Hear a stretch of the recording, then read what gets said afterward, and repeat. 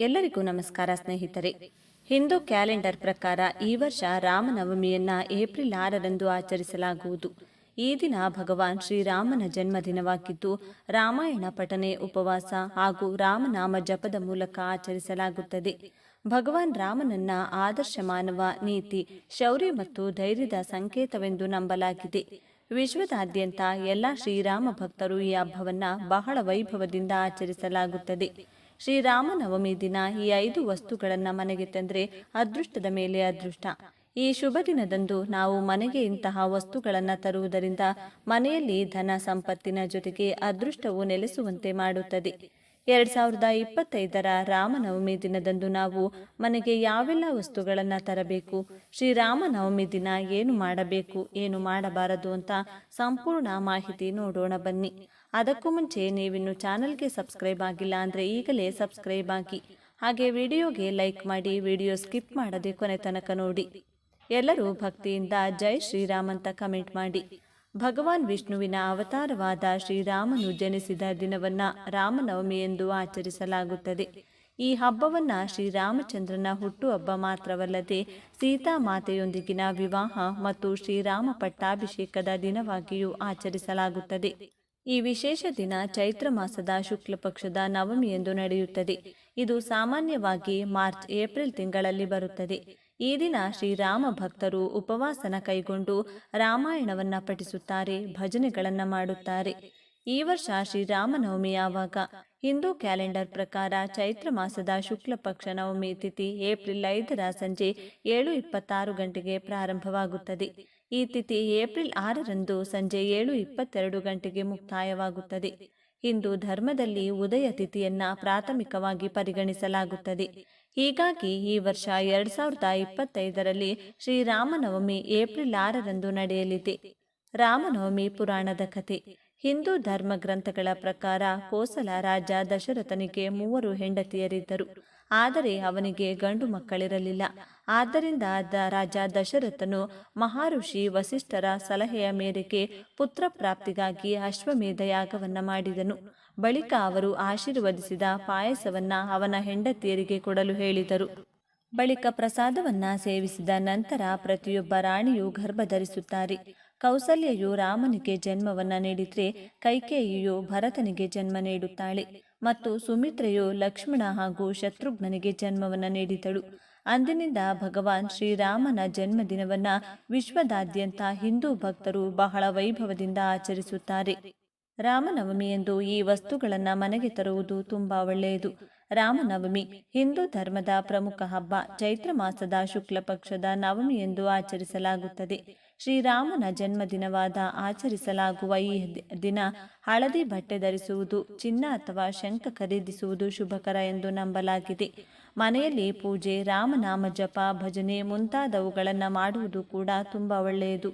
ಹಳದಿ ಬಟ್ಟೆ ಮತ್ತು ಚಿನ್ನ. ಜ್ಯೋತಿಷ್ಯ ಶಾಸ್ತ್ರದ ಪ್ರಕಾರ ಶ್ರೀರಾಮನವಮಿಯ ಮೊದಲು ಹಳದಿ ಬಟ್ಟೆಗಳನ್ನು ಧರಿಸುವುದು ಅಥವಾ ಸ್ವಲ್ಪ ಪ್ರಮಾಣದಲ್ಲಿ ಚಿನ್ನ ಖರೀದಿಸಿ ಮನೆಗೆ ತರುವುದು ಶುಭಕರವೆಂದು ನಂಬಲಾಗಿದೆ. ಈ ಪ್ರಕ್ರಿಯೆಯಿಂದ ಲಕ್ಷ್ಮೀದೇವಿ ಸಂತೋಷ ಪಡುತ್ತಾಳೆ ಮತ್ತು ಭಕ್ತರ ಮನೆಯಲ್ಲಿ ಆರ್ಥಿಕ ವೈಭವ, ಸುಖ ಸಂತೋಷಗಳು ಇರಲು ಆಶೀರ್ವಾದ ನೀಡುತ್ತಾಳೆ. ಹಳದಿ ಬಣ್ಣವು ಶಾಂತಿ, ಸಮೃದ್ಧಿ ಮತ್ತು ಧನವನ್ನು ಆಕರ್ಷಿಸುತ್ತದೆ ಎಂದು ಧಾರ್ಮಿಕವಾಗಿ ನಂಬಲಾಗುತ್ತದೆ. ಶಂಖ. ಶ್ರೀರಾಮನವಮಿಯಂದು ಶಂಖವನ್ನ ಖರೀದಿಸಿ ಮನೆಯಲ್ಲಿ ತರುವುದು ಕೂಡ ಶುಭಕರವೆಂದು ಪರಿಗಣಿಸಲಾಗುತ್ತದೆ. ಪೂಜಾ ಗೃಹದಲ್ಲಿ ಶಂಖವನ್ನ ಇರಿಸುವುದು ಪವಿತ್ರ ಹಾಗೂ ಶುಭಕರವಾದ ಕಾರ್ಯವೆಂದು ಭಾವಿಸಲಾಗುತ್ತದೆ. ಕೆಲವರು ದೇವತೆಗಳ ಪೂಜೆಯಲ್ಲಿ ಶಂಖವಿಲ್ಲದಿದ್ದರೆ ಆ ಪೂಜೆಯ ಪೂರ್ಣವೆಂದು ಪರಿಗಣಿಸುತ್ತಾರೆ. ಇದರಲ್ಲಿ ಹನುಮಂತನು ಪ್ರಮುಖವಾಗಿ ಬರುತ್ತಾನೆ. ಹಾಗಾಗಿ ಶ್ರೀರಾಮನವಮಿಯ ಮೊದಲು ಮನೆಯಲ್ಲಿ ಶಂಖವನ್ನ ತರುವುದು ಶುಭದಾಯಕವಾಗಿದೆ. ಅಕ್ಕಿಯನ್ನು ತಾಯಿ ಅನ್ನಪೂರ್ಣೇಶ್ವರಿಯ ಸ್ವರೂಪವೆಂದು ಪರಿಗಣಿಸಲಾಗಿದೆ. ಈ ದಿನದಂದು ಅಕ್ಕಿಯನ್ನ ತಂದು ಒಂದು ಹಿತ್ತಾಳೆ ಅಥವಾ ತಾಮ್ರದ ತಟ್ಟೆಯಲ್ಲಿ ಒಂದು ಹಿಡಿಯಾಗುವಷ್ಟು ಹೊಸ ಅಕ್ಕಿಯನ್ನ ಹಾಕಿ ಅದರ ಮೇಲೆ ಅರಿಶಿನ, ಕುಂಕುಮ, ಹೂವನ್ನ ಹಾಕಿ ಪೂಜಿಸಿ ಮಹಾಲಕ್ಷ್ಮಿಯ ಬಳಿ ಜೀವನದಲ್ಲಿ ಎಂದಿಗೂ ಧನಧಾನ್ಯಕ್ಕೆ ಕೊರತೆಯಾಗದಂತೆ ನೋಡಿಕೊಳ್ಳಲು ಪ್ರಾರ್ಥಿಸಬೇಕು. ನಂತರ ಅದರಲ್ಲಿ ಸ್ವಲ್ಪ ಅಕ್ಕಿಯ ಕಾಳುಗಳನ್ನು ನೀವು ಹಣ ಇಡುವ ಸ್ಥಳದಲ್ಲಿ, ಪರ್ಸ್ನಲ್ಲಿ, ಪಾಕೆಟ್ನಲ್ಲಿ ಇಡಬೇಕಾಗುತ್ತದೆ. ಅರಿಶಿನದ ಕೊಂಬು. ಅರಿಶಿನವು ಲಕ್ಷ್ಮೀನಾರಾಯಣರಿಗೆ ತುಂಬಾನೇ ಪ್ರಿಯ. ಈ ಕಾರಣಕ್ಕಾಗಿ ಲಕ್ಷ್ಮಿ ಮತ್ತು ವಿಷ್ಣುವನ್ನ ಪೂಜಿಸುವಾಗ ಕಡ್ಡಾಯವಾಗಿ ಅರಿಶಿನವನ್ನ ಬಳಸಲಾಗುತ್ತದೆ. ಹಾಗಾಗಿ ಈ ದಿನದಂದು ಸಮಸಂಖ್ಯೆಯಲ್ಲಿ ಅಂದರೆ 2, 4, 6, 8, 10, 12, 14, 16 ಹೀಗೆ ಅರಿಶಿನದ ಕೊಂಬುಗಳನ್ನು ತಂದು ಒಂದು ಬಿಳಿ ದಾರಕ್ಕೆ ಅರಿಶಿನದ ಕೊಂಬನ್ನು ಕಟ್ಟಿ ತೋರಣದಂತೆ ಮಾಡಿಕೊಳ್ಳಿ. ನಂತರ ಈ ತೋರಣವನ್ನು ಮನೆಯ ಮುಖ್ಯ ದ್ವಾರಕ್ಕೆ ಕಟ್ಟಿ. ಇದರಿಂದ ಮನೆಯಲ್ಲಿ ಎಲ್ಲವೂ ಶುಭ ಫಲಗಳನ್ನು ನೀಡುತ್ತದೆ. ಇದನ್ನು ನೀವು ನಿಮ್ಮ ವ್ಯಾಪಾರ ವ್ಯವಹಾರ ಮಾಡುವ ಸ್ಥಳದಲ್ಲೂ ಕಟ್ಟಬಹುದು. ಇದನ್ನು ನೀವು ವಿಶೇಷವಾಗಿ ಬ್ರಾಹ್ಮಿ ಮುಹೂರ್ತದಲ್ಲಿ ಅಥವಾ ಬೆಳಿಗ್ಗೆ 9 ಗಂಟೆಯ ಒಳಗೆ ಕಟ್ಟಬೇಕು. ರಾಮನವಮಿ ಹಿಂದೂ ಧರ್ಮದ ಪವಿತ್ರ ಹಬ್ಬಗಳಲ್ಲಿ ಒಂದಾಗಿದೆ. ಚೈತ್ರ ಮಾಸದ 9ನೇ ದಿನ ಅಂದರೆ ವರ್ಷದ ಮೊದಲ ತಿಂಗಳಿನಲ್ಲಿ ಬರುವ ಹಬ್ಬ. ಈ ದಿನ ಶ್ರೀರಾಮಚಂದ್ರನ ಹುಟ್ಟುಹಬ್ಬವನ್ನ ಬಹಳ ಅದ್ಧೂರಿಯಾಗಿ ಆಚರಿಸಲಾಗುತ್ತದೆ. ಈ ಹಬ್ಬದಂದು ಶ್ರೀರಾಮನ ಜೊತೆಗೆ ಹನುಮಂತನನ್ನು ಪೂಜಿಸುವುದರಿಂದ ಜೀವನದಲ್ಲಿನ ಎಲ್ಲ ಕಷ್ಟಗಳು ದೂರವಾಗಿ ಜೀವನದಲ್ಲಿ ಸದಾ ಶಾಂತಿ ಸಂತೋಷ ನೆಲೆಸಿರುತ್ತದೆ ಎಂದು ನಂಬಲಾಗಿದೆ. ಪ್ರತಿ ವರ್ಷ ಚೈತ್ರ ಮಾಸದ ಶುಕ್ಲ ಪಕ್ಷದ ನವಮಿಯಂದು ಈ ಹಬ್ಬವನ್ನು ಆಚರಿಸಲಾಗುತ್ತದೆ. ಈ ವರ್ಷ ಶ್ರೀರಾಮನವಮಿ ಏಪ್ರಿಲ್ 6ರಂದು ಬಂದಿದೆ. ರಾಮನವಮಿ ಪೂಜೆ ಮಾಡುವುದು ಹೇಗೆ? ರಾಮನವಮಿ ದಿನದಂದು ಮುಂಜಾನೆ ಎದ್ದು ಮೊದಲು ಸ್ನಾನ ಮಾಡಿ ನಂತರ ಮನೆಯಲ್ಲಿ ಅಥವಾ ದೇವಸ್ಥಾನದಲ್ಲಿ ಶ್ರೀರಾಮನಿಗೆ ಪೂಜೆ ಮತ್ತು ಅಭಿಷೇಕ ಮಾಡಿ ಶ್ರೀರಾಮನ ಪೂಜೆಯನ್ನ ಮಾಡಿ ಶ್ರೀಗಂಧ, ಹೂಗಳು, ಹೊಸ ಬಟ್ಟೆ ಇತ್ಯಾದಿಗಳನ್ನು ಅರ್ಪಿಸಿ ಪಾಯಸವನ್ನ ರಾಮನಿಗೆ ಭೋಗವಾಗಿ ಅರ್ಪಿಸಿ. ರಾಮನವಮಿಯಂದು ರಾಮಚರಿತ ಮಾನಸವನ್ನ ಓದುವುದು ಉತ್ತಮ. ಆದರೆ ಸಮಯ ಕಡಿಮೆ ಇದ್ದರೆ ಸುಂದರ ಕಾಂಡವನ್ನ ಓದುವುದು ಅತ್ಯಗತ್ಯ. ಇದು ಮನೆಗೆ ಸಮೃದ್ಧಿ ಮತ್ತು ಸಂತೋಷವನ್ನ ತರುತ್ತದೆ. ರಾಮನವಮಿಯ ದಿನದಂದು ಗಂಗಾಜಲದ ಬಟ್ಟಲನ್ನ ಇಟ್ಟುಕೊಂಡು ರಾಮರಕ್ಷಾ ಮಂತ್ರವನ್ನ 108 ಬಾರಿ ಜಪಿಸಿ. ಎಲ್ಲ ನಕಾರಾತ್ಮಕತೆಯನ್ನ ಹೋಗಲಾಡಿಸಲು ಈ ನೀರನ್ನ ಮನೆಯ ಮೂಲೆಗಳಲ್ಲಿ ಸಿಂಪಡಿಸಿ.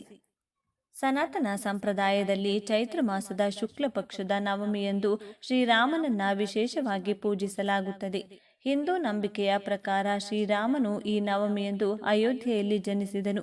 ಈ ಕಾರಣಕ್ಕಾಗಿಯೇ ರಾಮನವಮಿಯಂದು ಉಪವಾಸ ಮತ್ತು ಪೂಜೆಯನ್ನ ಮಾಡಿದರೆ ಪುಣ್ಯ ಲಭಿಸುವುದು.